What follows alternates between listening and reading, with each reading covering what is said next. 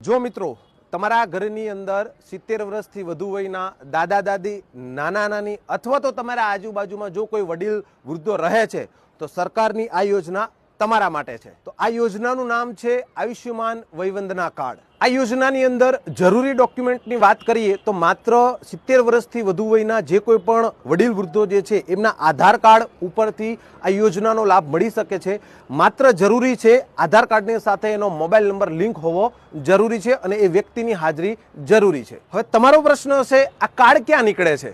આ કાર્ડ ગુજરાતના તમામ શહેરો અને ગુજરાતના તમામ ગામડાના જે કોઈ પણ આરોગ્ય કેન્દ્ર છે એ આરોગ્ય કેન્દ્ર ઉપર પણ નીકળે છે અને આ ઉપરાંત અલગ અલગ સોસાયટી અને અલગ અલગ ગામડાની અંદર આના સ્પેશિયલ કેમ્પ પણ કરવામાં આવે છે। તો આ કેમ્પની અંદર જઈ અને તમે તમારું કાર્ડ જે છે આયુષ્યમાન વયવંદના કાર્ડ એ ઘરે બેઠા પણ તમે કાઢી શકો છો। તમારી આજુબાજુ જે કોઈ પણ આવા વડીલ વૃદ્ધો રહેતા હોય તો એ લોકો સુધી આ માહિતી પહોંચાડી અને આ સરકારની જે આયુષ્યમાન વયવંદના જે કાર્ડ જે યોજના છે એ લોકો સુધી પહોંચાડવા મારી નમ્ર અપીલ છે।